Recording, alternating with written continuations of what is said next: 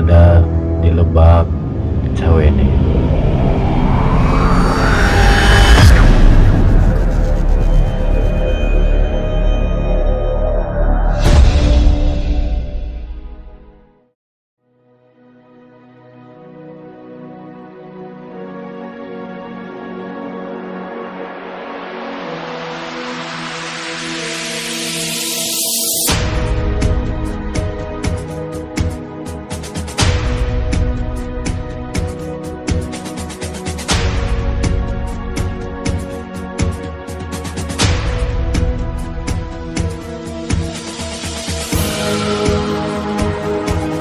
Assalamualaikum warahmatullahi wabarakatuh.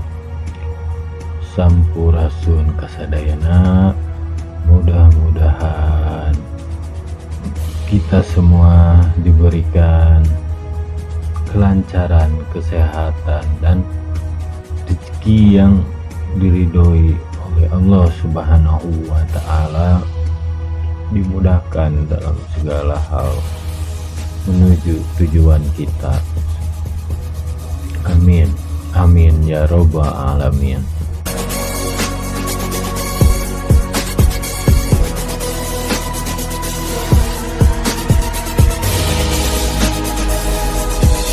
Baik pemirsa, kita lanjutkan pembahasan kali ini tentang kenapa Satrio Piningit berada di Lebak Cawene.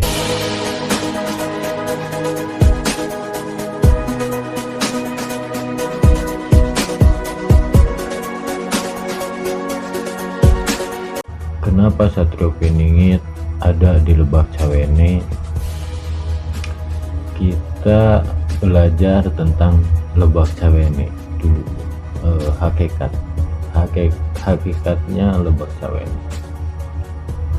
Lebak Cawene bisa dibilang itu kan dasar ya, dasar Lebak, dasar Cawene, cawan itu bentuk kayak mangkuk. Jadi Lebak Cawene tersebut ibaratnya wadah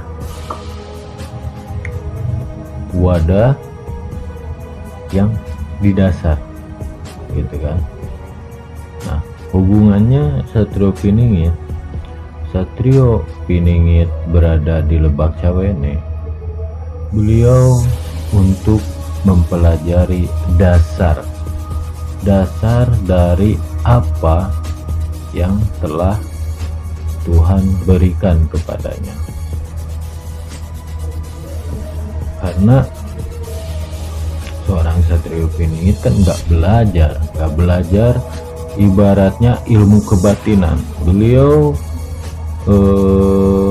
langsung dikasih anugerah dengan apa yang diberikan oleh Yang Maha Kuasa. Langsung begitu diberikan langsung bisa gitu kan. Nah, setelah beliau belajar memperdalam lagi ilmunya yang diberikan Yang Maha Kuasa, ibaratnya kelebihan lah ya, bisa dibilang kelebihan atau di atas orang lah, di atas orang biasa gitu ya. Contohnya seperti bisa mengobati gitu ya, bisa membantu orang tanpa diketahui orang yang kita bantu, ibaratnya gitulah gitu. Nah itu beliau mempelajarinya. Nah, kenapa beliau ke Lebak Cawene gitu kan?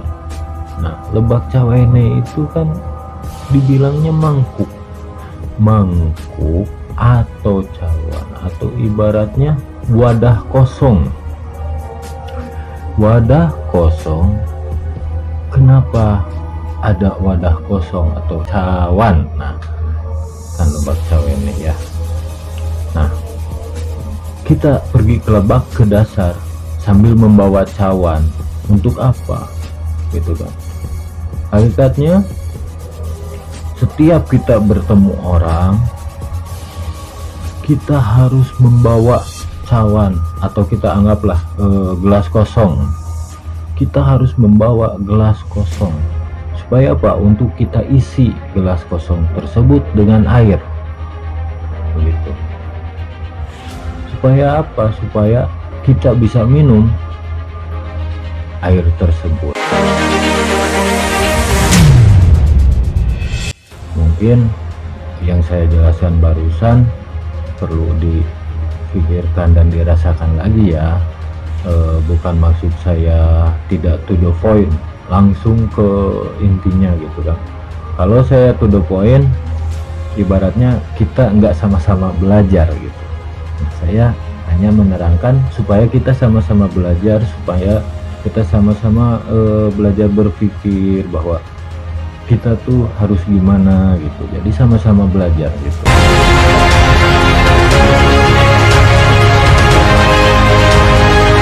Membawa gelas kosong atau membawa wadah kosong untuk diisi gitu.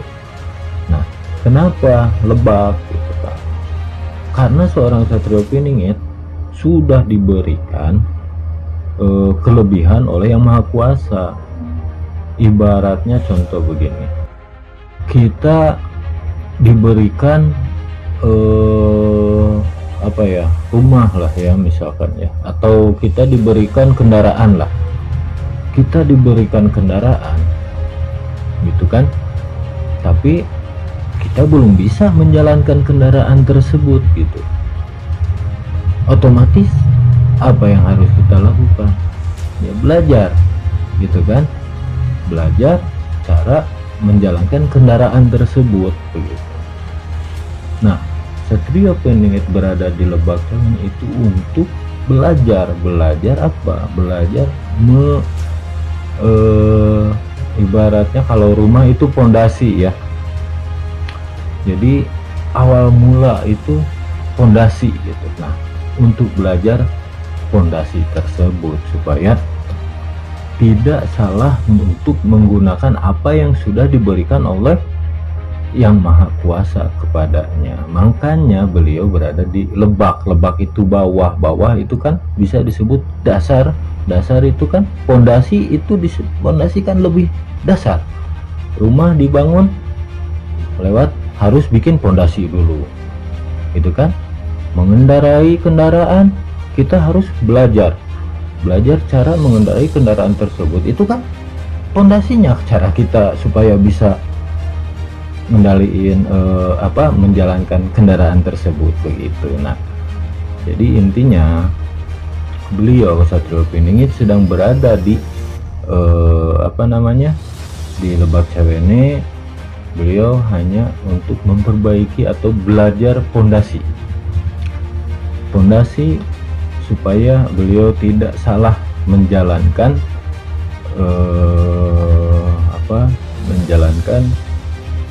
amanah atau titipan yang sudah diberikan sama Yang Maha Kuasa gitu.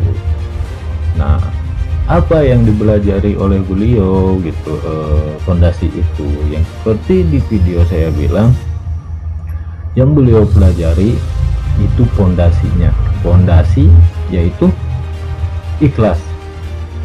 Untuk apa ikhlas?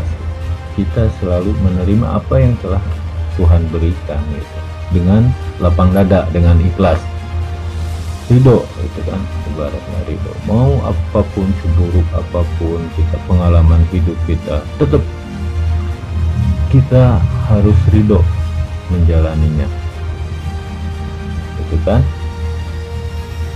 Nah, terus syukuri apapun juga yang diberikan oleh Allah Subhanahu wa Ta'ala atau Tuhan atau ya yang Sang Pencipta.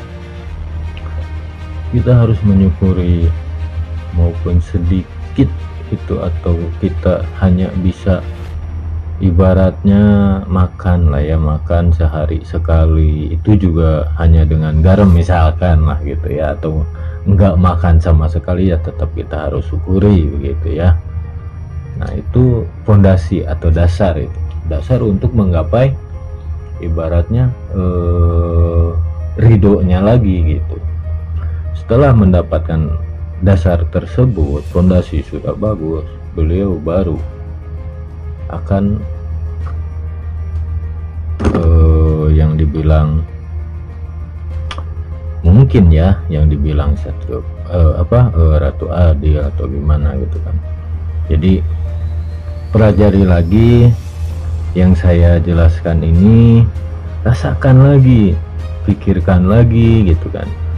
Saya memberikan olahan ini atau pemikiran ini atau referensi ya, untuk kita berpikir semua, supaya pintar-pintarlah mengenal diri kita sendiri gitu. Maaf kalau saya agak lebih dalam lagi mengenal sesuatu, bukan hanya untuk diri kita gitu. Jadi apa sih yang kita punya, apa yang kita dapat itu bukan untuk diri kita sendiri gitu ya. Sekian pembahasan kali ini, mudah-mudahan ada manfaat untuk semuanya dan diberikan semuanya kelancaran. Mudah-mudahan